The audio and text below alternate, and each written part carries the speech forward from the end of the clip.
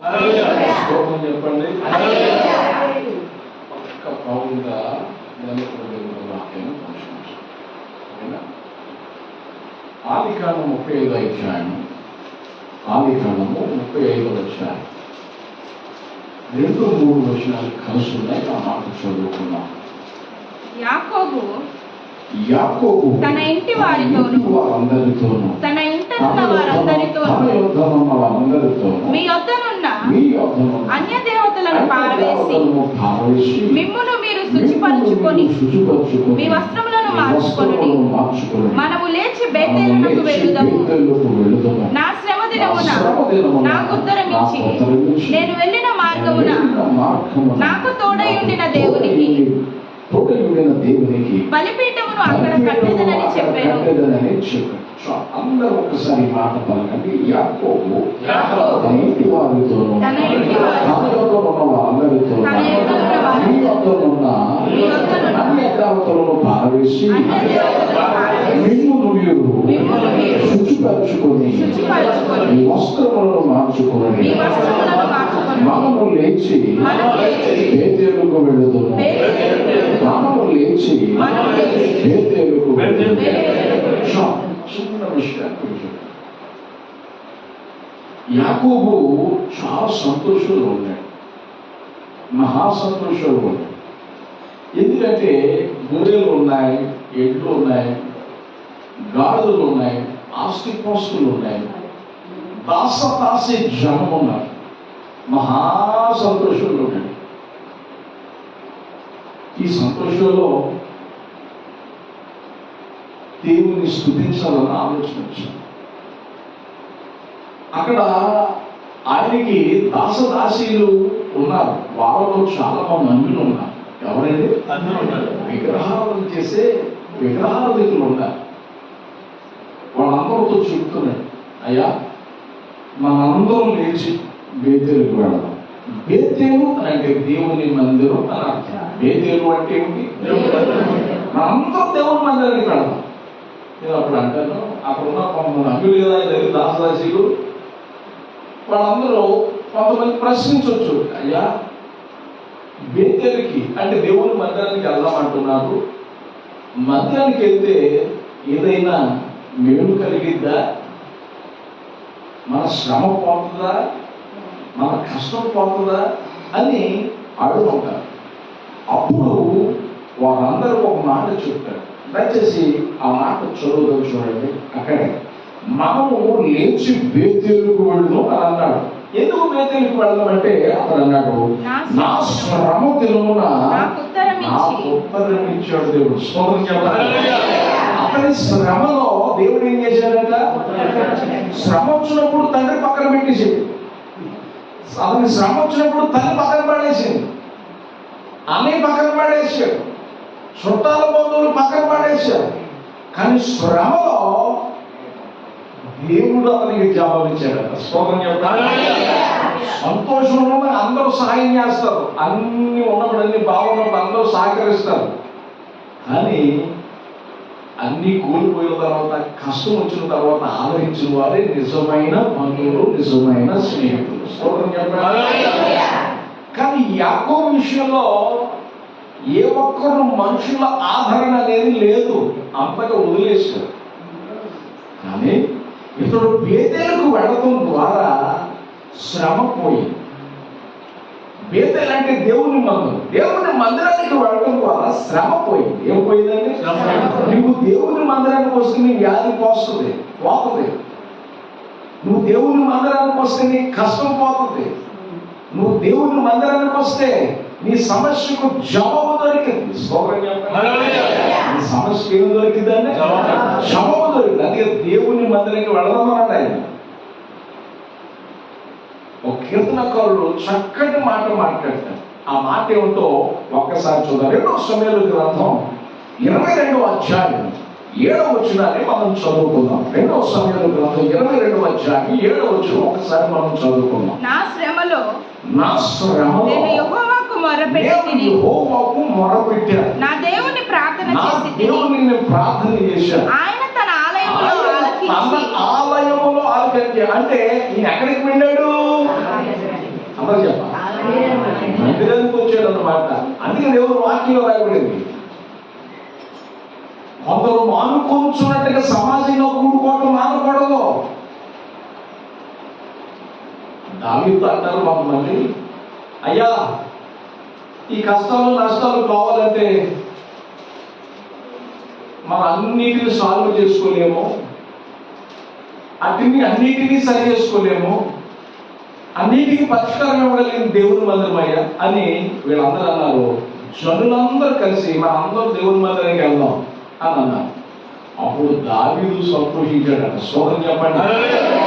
అందరూ దేవుని మందిరానికి వెళదాం అన్నప్పుడు 122 క్రితం మొదటి చరణంలో రాయడు, అందరూ దేవుని మందిరానికి వెళదామని అన్నప్పుడు అతను ఏం చేశాడండి? విడిని బట్టి సంతోషించాలా, బంగారాన్ని బట్టి సంతోషించాలా, ధనాన్ని బట్టి సంతోషించాలా, పదవులను బట్టి సంతోషించాలా, మరుగుబడిని బట్టి సంతోషించాలా అన్నప్పుడు దేవుని మందిరానికి వెళదామంటే సంతోషించి, ఎందుకు? దేవుని మందిరంలో సమస్తమైనవి దొరుకుతాయి. స్తోత్రం చెప్పండి. ఎందుకు? దేవుని సమాజంలో దేవుడు ఉన్నాడు. ఎక్కడలు తెచ్చడానికి, నీకు స్వస్థత ఇవ్వడానికి, నీ రక్షణ ఇవ్వడానికి, నీ శ్రమను పోగొట్టడానికి, నీ సమస్యకు పరిష్కారం చూడడానికి దేవుడు బేతేలులో ఉన్నాడు. దేవుడు దేవుని మందిరంలో ఉన్నాడు. దేవుడు దేవుని మందిరంలో ఉన్నాడు.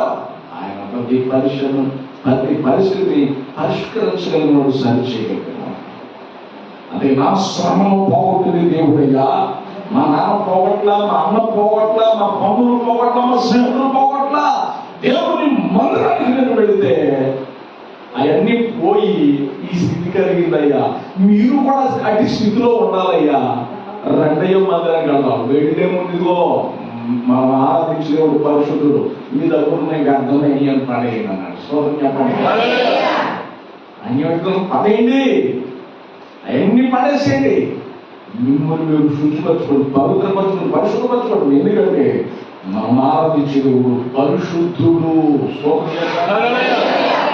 ఆరాధించే దేవుడు దేవుడు పరిశుద్ధుడు. పరిశుద్ధుడు కనుక పరిశుద్ధంగా వాడాలి. అందుకే ప్రసంగంలో వచ్చిన రాయబడింది, నువ్వు దేవుని మందిరానికి పోయినప్పుడు నీ ప్రవర్తన జాగ్రత్తగా చూసుకో. స్తోత్రం చెప్పండి.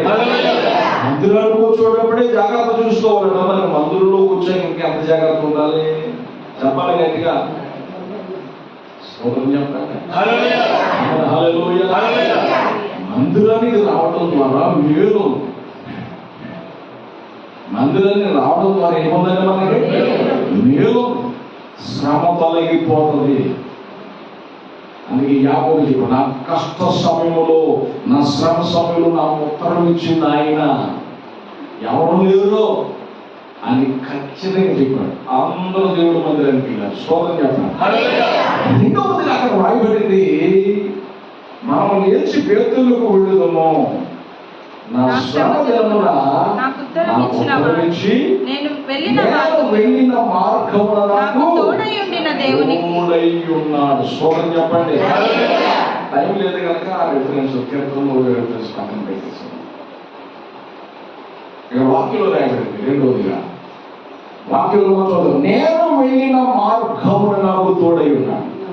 జ్ఞానమామ దగ్గరికి వెళ్ళేటప్పుడు కారు అరణ్యం, కారు పెడితే చిక్కుకుపోవటమే. ఒక తావులో వెళితే ఎక్కడికి పోతాడో గమ్యం లేని ప్రయాణం. బేతేలుకు వెళ్ళాడు, దేవుడు అతని శ్రమను పోగొట్టాడు. బేతేలుకు వెళ్ళాడు, దేవుడు అతనికి తోడుగా వచ్చాడు. స్తోత్రం చెప్పండి. అరణ్యంలో వెటు వెళ్ళాలో నీకు తెలియదు యాకోబు. బేతేలుకు వచ్చావు కాబట్టి, నా మందిరానికి వచ్చావు కాబట్టి నీ శ్రమను పోగొట్టాను, నేను నీకు తోడేను. నీ అడుగు ఇరుకును పడకుండా, నీ అడుగు చిక్కుల్లో పడకుండా నేను నడిపించడానికి నేను నీకు తోడేను. స్తోత్రం చెప్పండి. నీ అడుగు ఇరుకును పడకుండా, నీ అడుగు చిక్కుల్లో పడకుండా నేను నీకు తోడేను. ఆయన తోడుగా ఉంటే మనకి ఏమీ తక్కువ కాదు. స్తోత్రం చెప్పండి. హల్లెలూయా. ఇంకొక మాట నేను మీకు పరిచయం చేయాలని ఆశిస్తున్నాను. న్యాయాధిపతుల గ్రంథం 1వ అధ్యాయం 22వ వచనంలో మనం చదువుకుంటే, యోసేపు ఇంటి వారు న్యాయాధిపతుల గ్రంథం 1వ అధ్యాయము 22వ వచనం. యోసేపు ఇంటి వారు బేతేలుకు వెళ్ళినప్పుడు బేతేలు అనగా దేవుని మందిరం. బేతేలుకు వెళ్ళినప్పుడు యెహోవా వారికి తోడై ఉండెను. యెహోవా వారికి తోడై ఉండెను. స్తోత్రం చెప్పండి. దేవుడిని పక్షముగా రావాలి అని అంటే, దేవుడిని చెంతన చేరాలి అని అంటే, దేవుడిని అక్కడ తీర్చాలి అని అంటే, దేవుడిని పరిస్థితులను మార్చాలి అని అంటే నువ్వు బేతేలుకి రావాలి. ఎక్కడికి రావాలంటే బేతేలు అనగా దేవుని మందిరం. దేవుని మందిరానికి వస్తే నీ పరిస్థితులు మారుతాయి. నీ శ్రమను పోగొడతాడైనా ఆయన తగ్గుడిని నీకు తోడై నీ పరిస్థితిని మార్చేస్తాడు. యోసేపు వారు దేవుని మందిరానికి వెళ్ళారు. బేతేలుకు వెళ్ళినప్పుడు యెహోవా తోడై ఉన్నాడు. మరి యోసేపు వారు దేవుని మందిరానికి వెళ్తే, బేతేలుకి వెళ్తే దేవుడు తోడై ఉన్నాడు. దేవుడు తోడై ఉండడం ద్వారా ఈ బలహీనులైనటువంటి వేడేమయ్యారు అని అంటే, అదే న్యాయాధిపతుల గ్రంథం 1వ అధ్యాయం 35వ వచనాన్ని మనం చదువుకుందాం. 35వ వచనం. అమోరీయులు అయ్యాలోను నందలి హేరెసు కొండలోను షయల్బీములోను నివసింపవలెనని గట్టి పట్టు పట్టి ఉండగా యోసేపు ఇంటి వారు బలవంతులై వారి చేత వెట్టి పనులు చేయించుకొని స్తోత్రం చెప్పండి. యోసేపు ఇంటి వారు బలహీనులు కానీ బలవంతులైన శత్రువుల మధ్యలో వాడు ఉన్నారు. ఈ యొక్క బేతేలుకు వెళ్ళడం ద్వారా, దేవుని మందిరానికి వెళ్ళడం ద్వారా దేవుడు పక్షాలు వచ్చాడు. వారు దేవుడు తోడు బలము చేసినట్టే. ఎప్పుడైతే దేవుడు వారి పక్షం వచ్చాడు బలవంతులు అవడం ద్వారా ఆటోమేటిక్గా ఆ బలవంతులైన శత్రువులు బలహీనులైపోయారు. యోసేపు సందర్భంలో బలవంతులయ్యారు. స్తోత్రం చెప్పండి. వాళ్ళు మించిన బలవంతులైపోయారు. దేవుని తోడు దొరకడం ద్వారా, దేవుని మందిరానికి వెళ్ళడం ద్వారా బలవంతులైపోయారు. బలవంతులు అవ్వటం ద్వారా శత్రువుల చేత వెట్టి చాకిరి చేయించుకోగలిగారు. అనర్చబడ్డారు శత్రువులు ఏమయ్యారంటే అమలు చెప్పాలి. అనర్చబడ్డారు. అదే దేవుని మందిరానికి మనం వెళ్ళాలి. ఎక్కడికి వెళ్ళాలంటే దేవుని మందిరానికి వెళ్ళడం ద్వారా నీ శ్రమ సంతోషంగా మారిపోతుంది. దేవుని మందిరానికి వెళ్ళడం ద్వారా ఎవరు నీతో వచ్చినా రాకపోయినా దేవుడు నీతో వస్తాడు. ఒకరోజట ఒక ఆయన చాలాసార్లు చెప్పాను మీకు ఉదాహరణ, సందర్భం వచ్చింది వాడు చెప్తున్నాను. దేవుని మందిరానికి వచ్చేవాడు రోజు మందిరానికి వచ్చి ప్రార్థన చేసుకునేవాడు. ప్రభా ఈరోజు నీ మందిరానికి వచ్చాను, ఆయన ప్రార్థన చేసుకునేవాడు అంటున్నాను. ప్రభా ఈరోజు వచ్చాను ప్రభా అక్కడ రోజు దేవునికి చెప్పి ప్రార్థన చేసుకుని వెళ్ళేవాడు. ఒకరోజు ప్రార్థన చేసుకున్నామని దేవుని మందిరానికి వస్తున్నాడు. వస్తా ఉన్న దారిలో ఏదో బైకో ఏదో కారు గుద్ది ఆ పక్కన పడిపోయాడు. కాలు ఇరుగుతాడు. మనిషికి ఏం కాలేదు కానీ కాలు ఇరిగిపోయాడు. ఇంట్లో అందరికి ఫోన్ చేశారు, తీసుకెళ్ళారు, హాస్పిటల్లో జాయిన్ చేశారు. పాపం చక్కగా ట్రీట్మెంట్ చేశారు. సాయంత్రం లైన్ చేసి అంత బాగానే చేశారు. ఆ సాయంత్రం అనుకున్నాడు, ఈ రోజు నీ మందిరానికి బయలుదేరాను, నాకు ఎట్లా జరిగింది, నీ మందిరానికి రాలేకపోయాను ప్రభా అని బాధపడతా నిద్రపోయాడట. ఆ నిద్రలో కళ వచ్చిందట, నీకు ఈ రోజు నా మందిరానికి రాలేకపోయే వారికి నేనే నీ దగ్గరకు వచ్చాను. ఈ రోజు నువ్వు నా మందిరానికి రాలేకపోయే వారికి నేనేం చేశాను. ఎవరు విడిచిపెట్టిన దేవుడు విడిచిపెట్టాడు. ఎవరు కాదన్నా, ఎవరు వద్దన్నా దేవుడు మాత్రం మనతో ఉండే దేవుడు. స్తోత్రం చెప్పాలి. బేతేలుకు వెళ్ళడం మంచి, బేతేలుకు వెళ్ళడం ఆశీర్వాదం, బేతేలుకు వెళ్ళడం దీవెన. అందుకే యాకోబు అన్నాడు, ఎవరైనా ఏమైనా ఏమనుకున్నా పర్వాలేదు, మా అందరం బేతేలుకు. ఎక్కడికి వెళ్దాం? మనం ప్రార్థనకి మందిరానికి వచ్చేటప్పుడు చుట్టాలు వస్తారు. స్తోత్రం చెప్పండి. ఎవరు వస్తారండి? చెప్పండి గట్టిగా. సినిమా ఎప్పుడన్నా నేను ఇంటికి వచ్చేది ఏమిటి, నన్ను వదిలిపెట్టి అర్థం ఏమిటి అని ఎంతమంది ఇన్ని రకాలుగా అంటారు. మన దైవజనుడు చర్చికి మందిరానికి బయలుదేరిన టైంలో వాళ్ళ చిన్నం వచ్చింది. చిన్నవుతా ఉందంట, ఏమన్నా వదిలిపెట్టేసి వెళ్ళిపోతాం ఏమిటే, అసలు మనం ఏమిటి, మన ఆచార్యాలు ఏమిటి, మన సాంప్రదాయాలు ఏమిటి, అదేమిటి అసలు అన్నట. ఒక్కసారి నాతో పాటు యాజమాను ఒక్కసారి మందిరానికి నీకు నచ్చలేదని అంటే నీతో పాటు నేను వచ్చేస్తాను, నీతో పాటు నేను వచ్చేస్తాను. బలవంతుని నా కాళ్ళు నొప్పులే 37 ఏళ్ళు, 37 ఏళ్ళకి కాలు తీసి కాలు అడుగు పెట్టలేదు, ఆ కేడ చూపాడు, అడుగు తీసి అడుగు పెట్టలేదు. అటువంటి పరిస్థితి.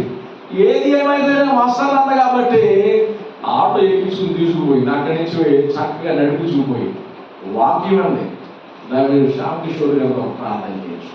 అయ్యా ఎట్లా పరిస్థితి ఎట్లా ఉంది, మేము రాలేకపోతే నడిపించుకొచ్చానయ్యా, ఇదయ్యా నాకు ఇక్కడ కూర్చొని పాట బాగున్నాయే, ఆ మాట కూడా బాగున్నాయి, నవ్వుతే ఇదే ఒక ప్రార్థన చేయించుకో. ఎందుకు మేము చేసుకోవాలని తగ్గి పడిపోయింది. చెప్పండి ఏమంటుంది, ఏదో వదిలేకపోయినట్టు ఉందన్న, కీళ్ళన్నీ సరి అయిపోయినాడు. సోదరు చెప్పండి, కాళ్ళన్నీ సరి అయిపోయినాడు, కాళ్ళు చేతులు ఎగురుతున్నాయి కదా స్ప్రింగ్లో, ఏదో కాళ్ళ స్ప్రింగులు పెట్టినట్టుగా చక్కగా ఎగురుతుందట. వచ్చే వారం ఈ చెప్పడం భర్తను తీసుకొచ్చేసిందంట ఆ ఊరి నుంచి. సోదరు చెప్పండి, భర్తను తీసుకుని ఈ మందిరానికి వచ్చేసిందంట. చూసారా, మన చుట్టాలు మనం ఏం చేయాలి, ఊరు కోరేసి పెట్టడం కాదు, కట్టండి.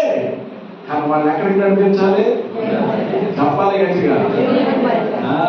మందిరంలోనికి రారండి, 100 నీళ్ళు వేసుని చాలండి. ఏమిటి కలతలో ఉన్న ఆటైతే మనం ఇచ్చిన వాళ్ళు లేరు. ఎవరుకుంటే అంత పాట సోదరు చెప్పండి, శాతం వచ్చేది అప్పటికే. సోదరు చెప్పండి గట్టిగా.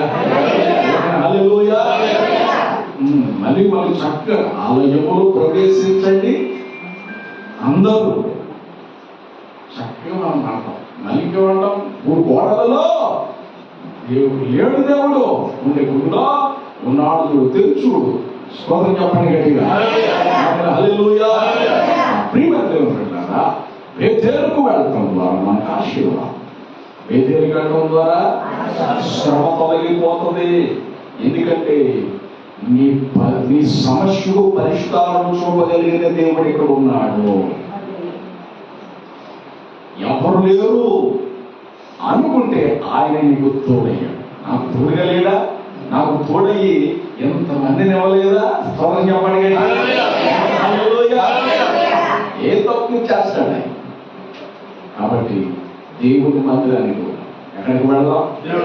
దేవుని మందిరానికి వచ్చేటప్పుడు అవంటాలు వేస్తామంటారు, నిందలు వేస్తామంటారు, అయిన కానట్టు కానీ అయినట్టు అన్నీ వస్తూ ఉంటాయి. కానీ ప్రభువు నిలబడు. ప్రభువు నీకు విజయాన్ని ఇస్తాడు. స్తోత్రం చెప్పాలి. అలా ఒకసారి ప్రార్థన.